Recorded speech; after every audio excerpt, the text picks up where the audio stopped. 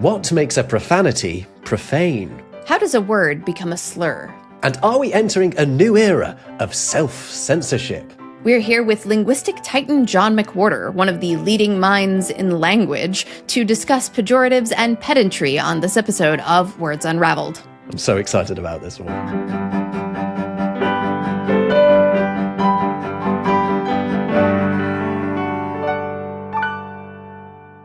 Welcome to another Words Unravelled. I'm Rob Watts from the YouTube channel Rob Words. And I'm Jess, author of etymology books, including Useless Etymology. And today we are here with a legend of the linguistics space, John McWhorter, who is a longtime professor of linguistics and authored how many books? How many books have you written?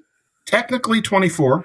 Actually. Okay, that was going to be my estimate, so I'm glad I'm not too far off. And these books have covered American English dialects, Creole languages, race and language, profanity, and so much more. Do you have a favorite that you have written? My favorite of my books is probably The Power of Babel, which was one of the early ones, and I wrote it just basically saying exactly what I wanted to say, sharing what I wanted to share, not feeling like anybody was looking over my shoulder, not writing it, thinking about making money. It was just a labor of love. And now it's getting a little antique, but that's always going to be my favorite, I think. That one is just me, basically. Have you considered another edition? Thought about it, and actually there is an editor who I've talked about that with, and it might be worth it. I mean, I'd have to really get rid of the pop culture references, writing about Married with Children and, all these things that, nobody has any idea what they are now. And a lot of my thoughts have changed, but yeah, I would do it if the opportunity were right. Yeah, that one could be refreshed. Yeah. I'm glad you brought up pop culture references because that's part of what we want to talk about a little bit today, right? Actually, it relates mostly to one of your books called 9 Nasty Words, which is particularly relevant now. It's about words that are taboo to some extent, profane, slurs. Actually, that is exactly where I want to start with you, is asking what the differences are between those terms, swears or curses, or cusses, indeed, profanity and a slur. What makes something one of those things? Well, I think that we happen to apply certain labels to certain words because of when in history they were taboo and what word happened to be used. And so we can say that, hell and damn, and if I may, are profanity. They are profane. They go against certain rules. They're not properly religious, etc. But really, I'm a lumper rather than a splitter. And when I wrote 9 Nasty Words, I was thinking at first, I really don't think I could get anything out of a book that was just about damn. I thought, frankly, it's been done or that doesn't really interest me. What really grabbed me was that those things, in my mind, are no longer our profanity. The profanity is the slurs. Now, you can say that when you use a word to refer in a pejorative way to some group, we call that a slur. But in the grand scheme of things, it's what is profane at any given time. And I honestly believe that, from the Martian anthropologist's perspective, there is no difference between how people felt about saying damn 1,000 years ago and how people feel about using the N-word now. I think they're the exact same thing. It's just what makes you shudder. And so for me, it was really the 9, although in the book, after a while, you can tell it's really 12, but 9 nasty, because that sounds better, words. And I thought it starts with damn, but then it ends with something like, C-U-N-T.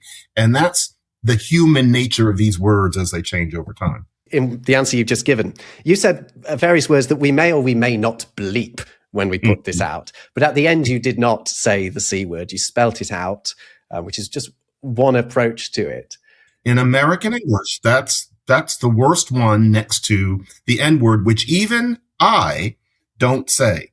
I think that, frankly, it's a little overdone that now you're not allowed to say it at all. But, you choose what hill you're going to die on. But then also C-U-N-T. No, I will only utter it once, say in a class, to indicate that that's the topic.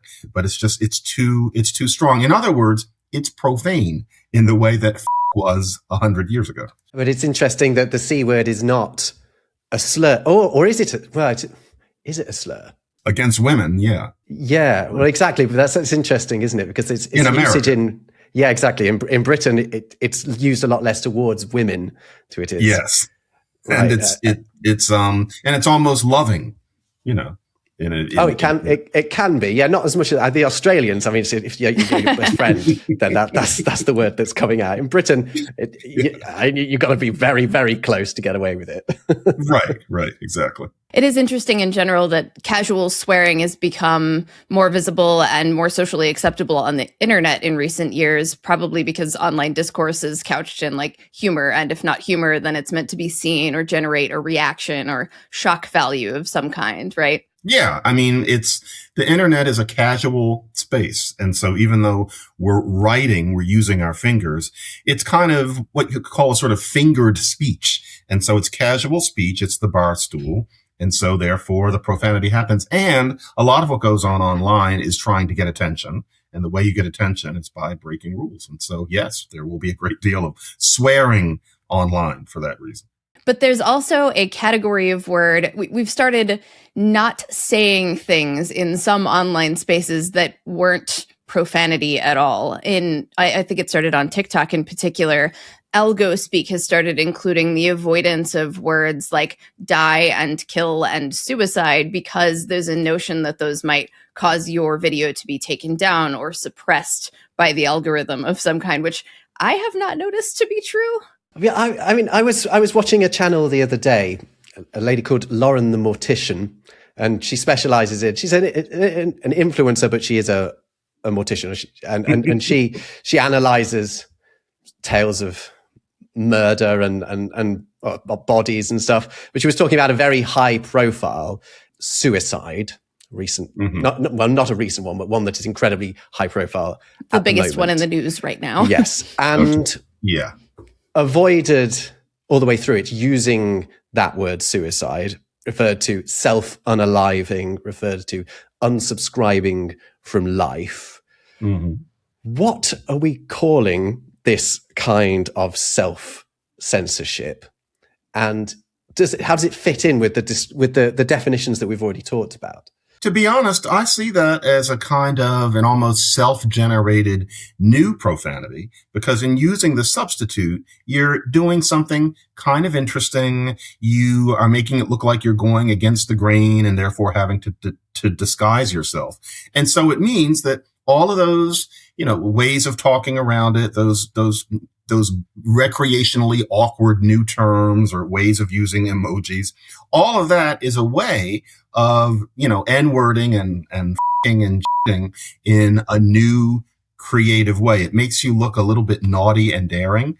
I'm not surprised that that's happened. You could almost have predicted that there would be kind of neo-profanity based on how word processing and search engines work. It reminds me a bit of sort of saying dagnammit or something that's very close to the profanity, but it isn't. But in its own way, it's a sort of creative thing. Although I tend to agree with Jess. I think either people are overestimating the effect that the use of these words will have on the performance of their content, which is ultimately what it comes down to. Either they are overstating that, or they are very deliberately trying to do something that is interesting. And I would go with that partly because it's rather obvious at this point that people aren't being, pulled into a dark black hole because of using some word. It doesn't happen enough to justify how proliferated this new slang is. And so I think it's all a kind of, it's fashion. It's just, it's changing things up because we crave novelty.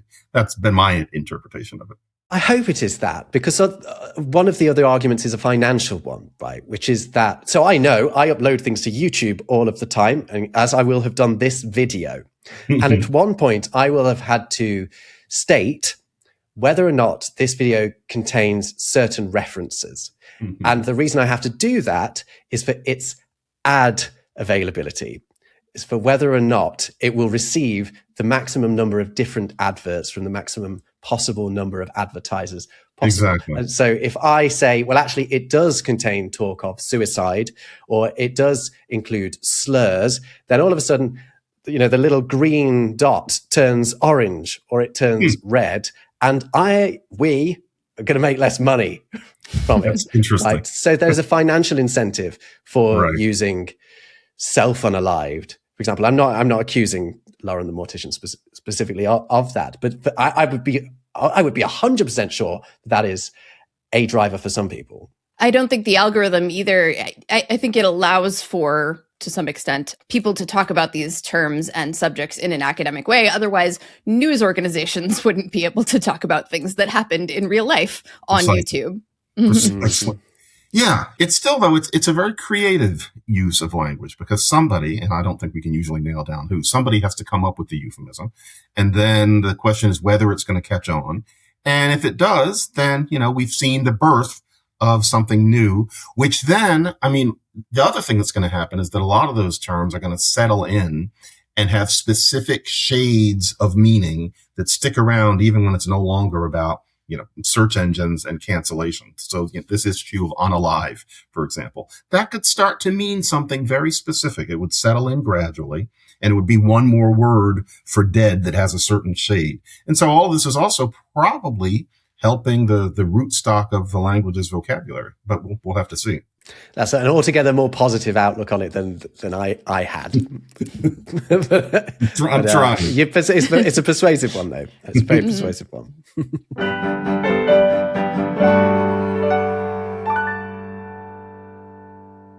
I would love to pivot to something Rob brought up before when we were preparing for this episode, and it's another taboo word, one that we're not allowed to say, and I'm going to say it, but like retarded is the insult that has become one that I think a lot of people feel uncomfortable saying. It felt uncomfortable when I said that too. When I was a child, I had an aunt who had a mental disability, and her sister, who was her age, comfortably said she suffered from mental retardation, which is not quite the same as when we throw that as an insult at someone for who is misbehaving on the internet, or so the person says. Can you talk a little bit about how that word has become what it is today? Yeah, that word is interesting because, people tossed it all over the place in the 70s and into the 80s when I was growing up. And after a while, it became a taboo term because of the associations with it, many of which are, for better or for worse, negative. And so there were new ways of referring to somebody who was what you might call cognitively challenged. And it changes about every 10 years. Special needs covers some of it. Nobody was called special needs when I was a kid. That's a common term. And what it meant was that retarded, if I may say it once, got gunked up in the same way that first there was the word bum in America, which my mother as a social worker very casually used, and then homeless starting in the 90s. Now homeless sounds the way bum did in 1970, and so we say unhoused. It's that euphemism treadmill. And that happened with the R word. But of course, the internet is all about transgression, and teenaged and 20-something boys are especially about transgression, and the American Republican Party right now is especially about transgression. And so all of a sudden, we're seeing that word used, which at first I found kind of antique. It reminds me of being in summer camp in like 1976, and the way the little boys would say, you retard, or something like that. But now it's grown people, sitting in studios and using these words. And part of it is because they know that they shouldn't. And so Joe Rogan has even said that retarded is back, and I'm glad, because he didn't like the idea that you weren't allowed to say it. So that's why that has come back. And I don't think there's anything we can do about it, because transgressing is so much of what communication is about. We think it's about saying, oh, look, the moon is yellow. But one thing that communication is really much more about than saying the moon is yellow is to say, hey, look, the moon is blue. It counterintuitive is something that a whole lot of language machinery is all about. If you say, oh my God, he had a pink ass piano, that doesn't mean that the piano had buttocks, and it doesn't mean that the piano was hot pink or something like that. It means the piano wasn't supposed to be pink. And so counterintuitive. And then another thing that we tend not to think about, because it's not in the grammar books, is that a lot of what we say is based on getting attention. It's almost a kind of counterintuitiveness. You want to transgress. And that's especially if you're young. It's also partly personality type, but it's there. And so when we see the rebirth of the R word, we can just think of it as part of that. And so if you know you're not supposed to say it, well, big surprise, a certain kind of person is going to say it. And that's what inevitably happens. What I thought was interesting when I encountered this issue just today, I was just doing my usual watching my YouTube videos, and it was John Oliver, actually. He referred to the word that you guys have both said now, and I don't need to say it. But he referred to it as the r-slur, which is not the r-slur, I know he's British, but the r-slur. And I thought that was interesting because I hadn't heard it referred to as that. I've heard that R word, perhaps. But I wonder if, and I'm asking you both as people who are your side of the Atlantic, because I feel like it's a bit more of a thing, a moment that you guys are having over there. Whether the sides are sort of moving further apart from each other here, and actually the word is becoming even more taboo on one side because of its proliferation on the other side. Is that what's happening? My impression was that before there was a movement to use the word to put it in people's faces, that the R word, I had never classified it as a slur, but I remember, it's 2011. I was doing a class and there was a girl from Brazil, undergraduates, and there was a girl from Brazil. English, absolutely excellent, just a slight accent, full idiomatic command. But, one of these internationals who's grown up with like 3 languages, but she had spent most of her life in Brazil. And she just made a casual usage of the R word. And what she meant was she was condemning somebody who, as a matter of fact, had killed a capybara. And so she said, and this person was rah. And the whole class just exploded with laughter. The idea being that why would anybody use that word? So retarded was a slur then. And yet I would never have thought of putting it in 9 nasty words because we don't tend to classify it that way. Calling it the r-slur makes that more likely. But yeah, it's a word that in my demographic would never be used casually. It would be improper at the backyard barbecue. And so, yeah, it's definitely one of them. But I think that happened before Joe Roganitis and stuff. It is interesting that it echoes the same trajectory as words that similarly used to be used in clinical spaces like imbecile and things like that, which no longer has as many teeth. Exactly. If you call someone a moron or an imbecile, mostly they are not that offended because it's just not a word that we typically consider as being offensive or even having teeth, whereas this one still seems to have teeth. And it is interesting that this happens so frequently with words for mental disabilities. The R word ends up being particularly taboo because it seems to zero in specifically on the nature of the condition that you have, that your thought is slower, that it's held back, as opposed to moron and imbecile, which are one, foreign to the English rootstock, and also kind of opaque. We don't know what somebody's an imbecile. What's imbecile? It's just, boom. There's, the R word said something. Yeah, that's true. That's one of our orphaned negatives that we've talked about on this show before. Yes, exactly. Yeah, without a stick. I think we meant. It's more of a physical disability reference. Is that what the Beckile is? Yeah, it is. It's the idea. I mean, it is also transferred to the idea of your brain by that. But it's the idea of it being sort of unsupported. Oh wow, I didn't know that. It's an interesting one, yeah. Because I was looking up these words because even the word like idiot, doesn't begin as a slur. It means a private individual. It means that you're the way you are, right? It's more like idiosyncratic means now, exactly. but originally, like to the Greeks, idiotes is a private individual, right? And I guess someone who's in their own world, perhaps, would be a good way to transfer it. And in the Romance languages, idiotisms are just sayings, and so just specific little sayings, and idiotisme, and then we have it as meaning, well, it's not just what you're like, but you're that way, which is called the pejorification of a word. Yeah. Lovely. So our regular viewers are going to be delighted to hear some proper etymology in all of this discussion of some words that we're very uncomfortable with.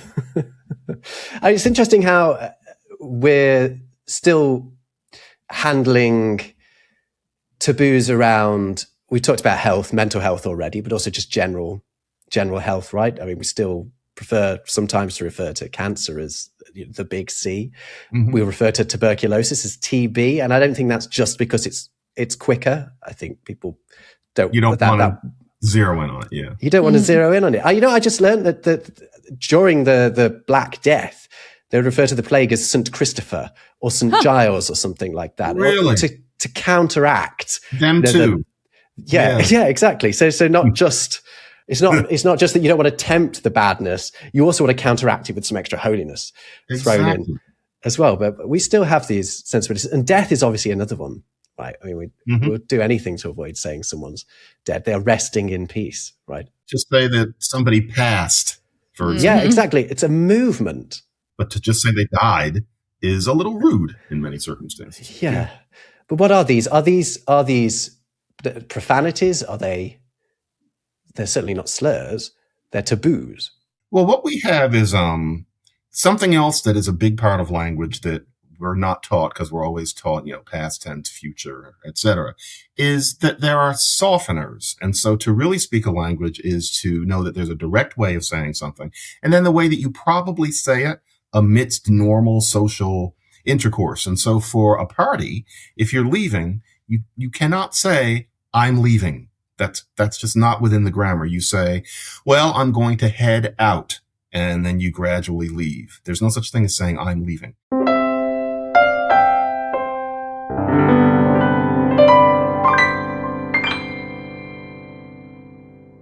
I had a question about words that we might no longer associate with the more taboo or more pejorative senses that they come from. The one that comes to mind for me is the word gyp, which people in recent history, I think, have reassociated with the word it came from, which is gypsy, right?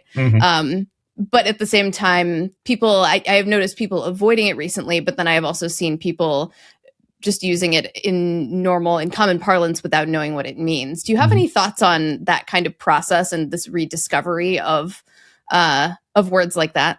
Well, I think part of the issue with gyp is that the person known as the gypsy is relatively marginal to the American consciousness. Gypsies aren't thought of as a problem, etc., the way they often are in European countries, for better or for worse. And I think that an awful lot of people in American English haven't been aware that it was wrong to use the term gypsy. There's a musical called Gypsy that's, constantly, produced.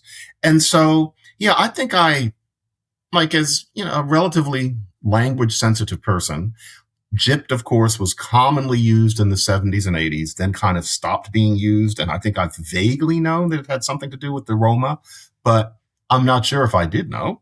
And I think it's partly just because the Roma are not a significant demographic element here. It'd be interesting to see how that went, maybe, for example, in the UK, where there are more quote unquote gypsies. But here, it's just such a marginal thing that I imagine that's why it's coming back. Like, I don't know anybody who's using gypped as a way of being a smarty pants. It's just, I don't know what, the person in question is. What's interesting here is I have no idea what word you guys are talking about. So the idea of being gypped, that means something, does it? Because I don't think it means something in British English, which I think speaks to exactly what you were just saying. It was very much the slang term for getting cheated through the 70s. There's a Peanuts, Charlie Brown strip that very casually used it, called something a chocolate gyp cookie, and that was considered very funny. But it wasn't a slur. But by the 90s, I would say it's not something I would have said. To be honest, a part of me just thought that the term became outdated. You get screwed or something like that. But it used to be gypped, Gypped. Very, very third grade, as I recall. Maybe it's the renewed modern interest in etymology that has made people more aware of such things, right? I don't want to speak for all Brits and all of Britain when I say that, but I personally have not heard that word used. It may have been current at some point. In British English, what is the word for getting cheated? The kind of slang peanut butter word? Duped, maybe? Okay. Which even to me has a sort of American ring to it. Part of speech seems to matter with slurs in particular, too. Like the R word we were talking about before as a noun versus an adjective was, I think, more pervasive or more negative in the past than the adjective. Yeah. Yeah. To call somebody yeah, exactly. What's interesting here is we're talking about a return of a word by the people that it doesn't refer to, but you have written a lot, John, about words being reclaimed by the people to whom they refer, which is a phenomenon of its own. Yeah, it's one of the oddest things, and there's a reason people write whole books about the N-word in particular, because one way that human beings who are looked down upon, diffuse a slang term is to just a slur against them is to use it themselves. And that's just, in any language, a paisan in Italy or something like that. And that's what people do. You could have predicted that would have happened with the N-word. And so what it really means when Black people use it among one another is dear or buddy. But then we have this idea in America that we're going to possibly ban ever saying the word in any meaning and even extending that to people using it as a term of endearment.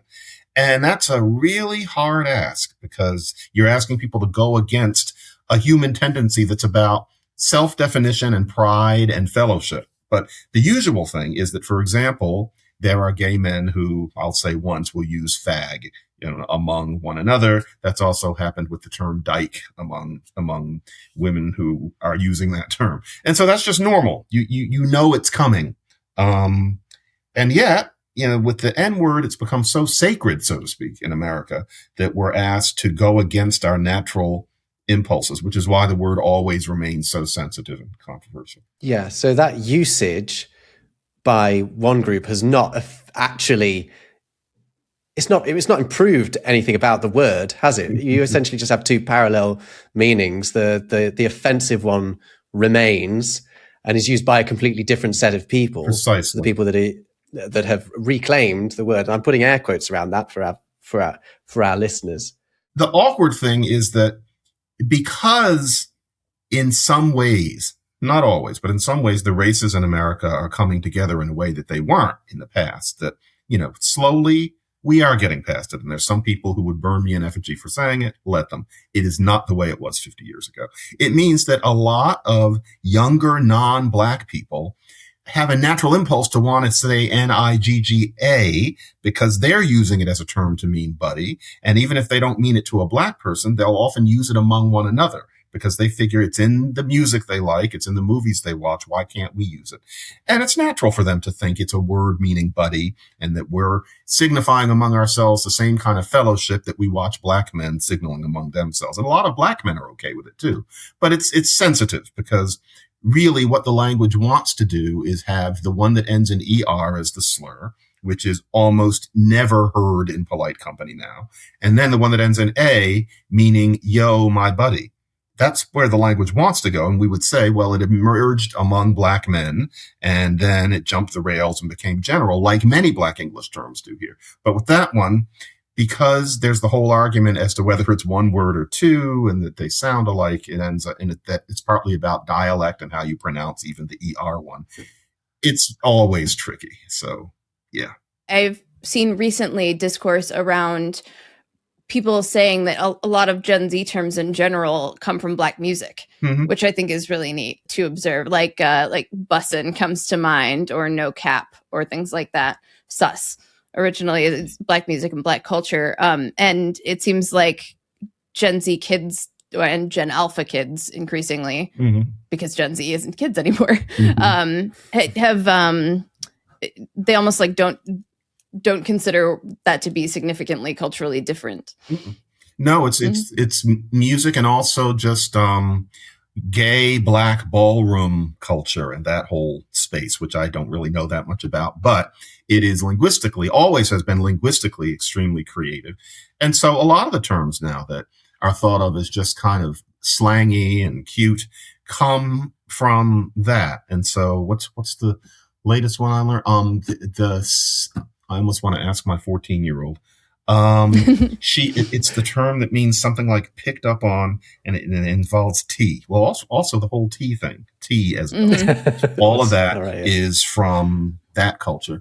And that's a wonderful thing. I mean, America wasn't talking Blackly in 1925. And it just shows that the old lines are fading, even if they're not there. But yeah, at this point, if there's a new colorful slang term that the kids are using, chances are it came from darker skinned people. What's interesting is if it didn't, 6'7" is not something that people Black and gay and dancing were saying. That one has its own history. But with a lot of them, it's based on that pathway. No one would have expected that in even 1980. And here we are. Tea is a particularly interesting one, isn't it? Because it's not only from Black culture, but it's also Black drag culture as well. Yeah, a specific subculture within the culture. Exactly. Yeah. That's excellent. And then we have more entertainment that focuses on that subculture, so it enters more common usage. And on that note, you clocked my tea or something. It's the usage of clock. Sorry, I had to get that. Anyway, go ahead. Oh no, that's great. Is that to notice someone's truth? To notice, to figure someone out. He clocked me. Yeah. That's one that I heard this summer from young people. So yeah. And he I'd say that though. And you imitate a teacup while you say it, I'm told. That's part of it. Mm-hmm. I mean, I would say clocked, like I clocked that, but not, I hadn't heard I clocked my tea. That's great. It's around. It also sounds very Lady Chablis, right? Extremely. Yep. Mm-hmm. And yet I heard it from 13-year-olds. Right.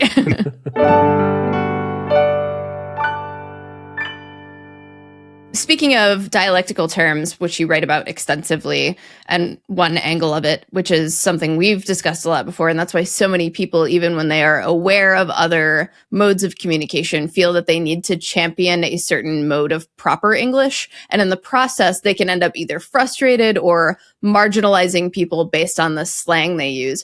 Why do you think people have an impulse to, even if you know a lot about language and grammar and dialect, why do you think people feel the need to protect a particular mode of communication?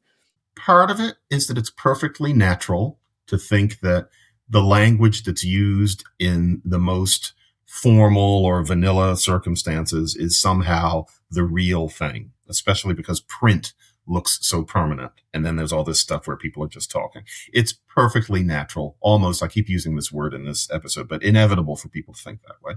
Then also, it's also part of being human to like feeling superior to some other group. That's just what we do. And because morality does advance, and being openly racist is considered, something to get past. Being openly sexist is something that we justifiably police. There is one last remaining classism, and it's about language. It's very easy to say, you don't know how to use the word whom. What's wrong with you? That is the equivalent of, rapping somebody on the head with your cane in 1885 and calling them a ruffian. And so I think that that's part of what's going on there, but it's also just natural. And so, for example, I, have been now preaching for decades about how all human fluid speech is cognitively equal, that there's no such thing as a cognitively normal human being speaking some sort of bad version of a language. And I've meant it, and I've written with great affection about the newish, now not new, but newish usage of like, and how it's subtle, and there have been dissertations written about it. I must admit, I have an 11 and a 14-year-old. They say like every 5 words. And there's a part of me that thinks, stop it. You don't sound, and I don't say it. I have told them, say that all you want. Just, pull back on it in formal circumstances. But I must admit, in real life, I find myself thinking, must you say that word every 5 times? And it doesn't make any sense. But I have a certain ingrained idea that the language of the Wall Street Journal is the real thing. And I'm a fussy cardigan kind of person. And so the way I talk casually is kind of close to that. And I don't say like every 5 words, and I'm too old ever to have.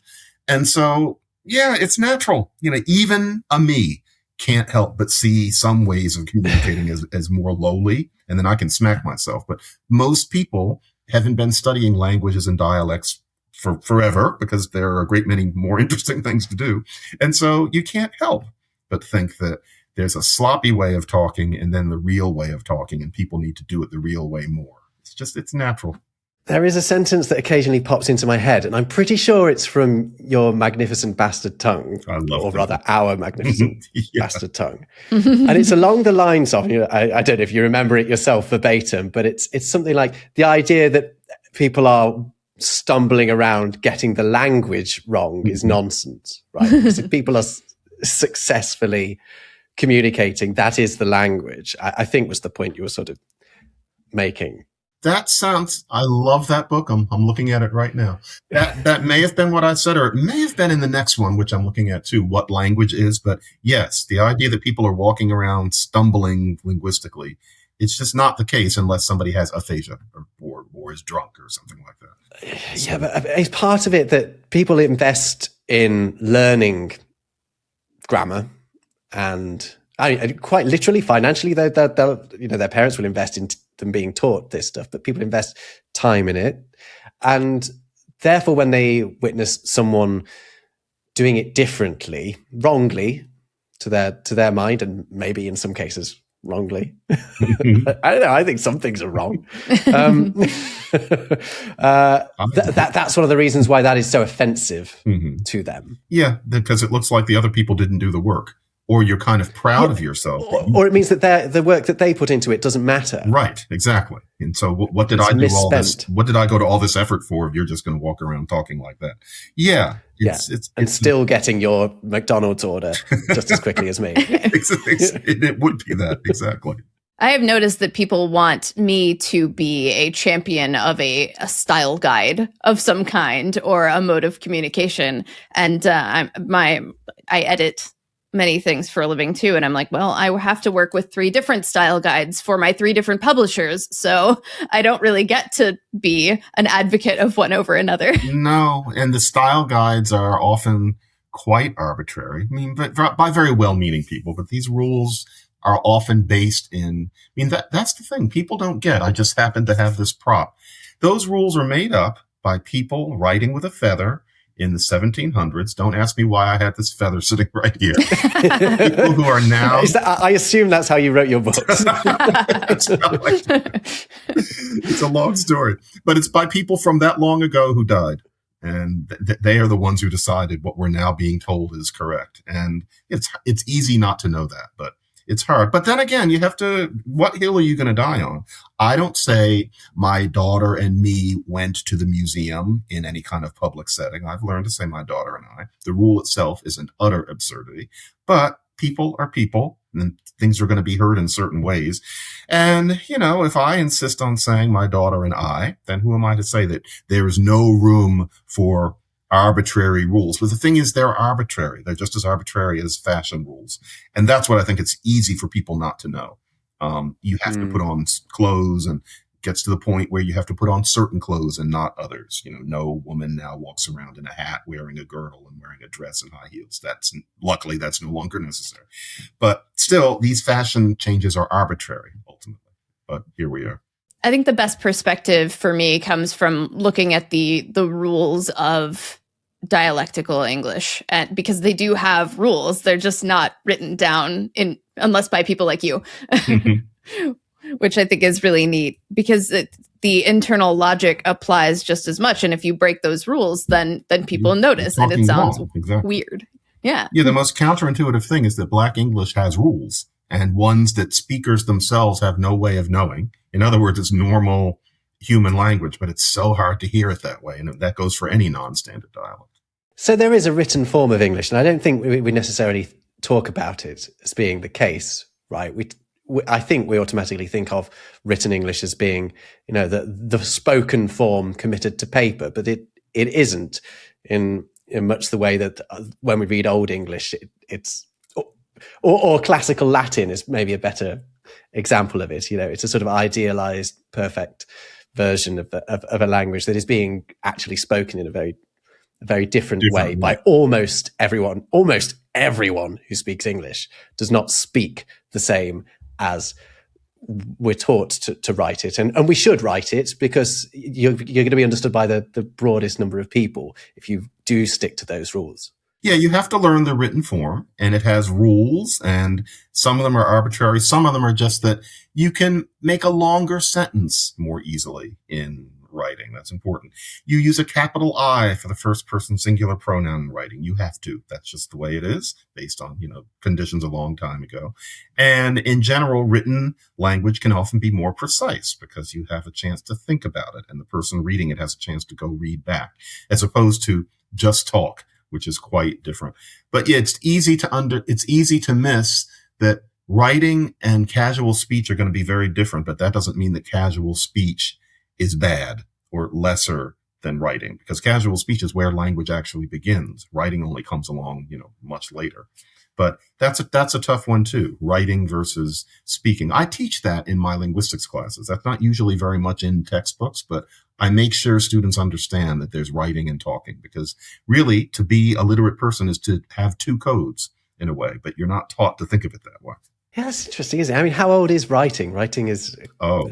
Not. Well, no, yeah, we're talking fewer than 5,000 years. 5,500 years. And so if humanity had existed based on the idea of Homo sapiens as 250,000 years old, which I think is being revised, but the old factoid was, if humanity had only existed for 24 hours, writing only came around during the last 5 minutes of those 24 hours. That's how new 5 to midnight. It is. Yeah. So that's real language is what we're doing right now. And then about 200 languages are written in any real way. And that means that 6,800 are just talked.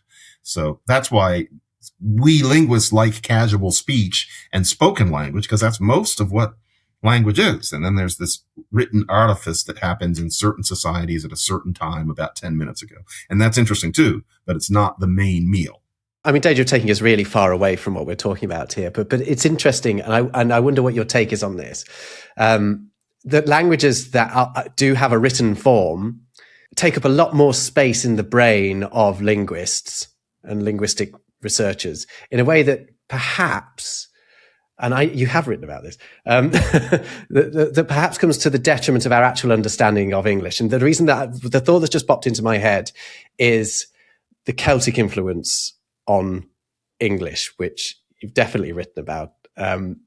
And the fact that we potentially have a lesser understanding of that as a sort of species, or I don't know how we describe it, because the Celtic Britons didn't write anything down. Right. Or not back then they didn't.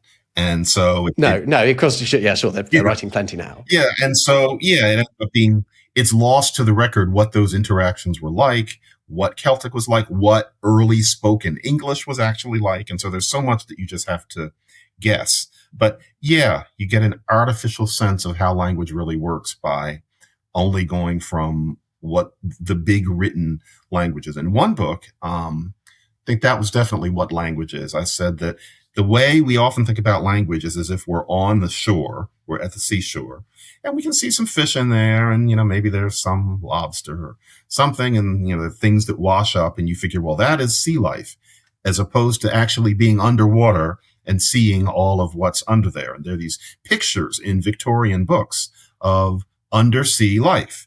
And they have all these kind of creatures draped over the frame of the picture as if that's what it is. And a lot of it is clearly, some squid washed up on the beach or something.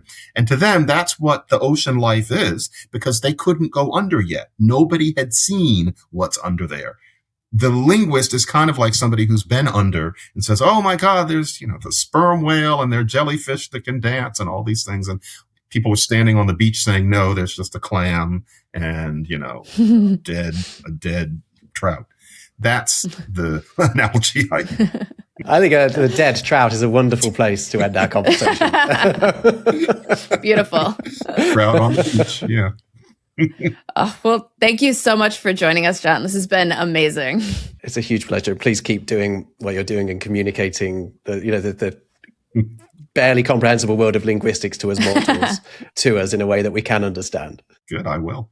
Well, we'll see you all next time on another Words Unravelled.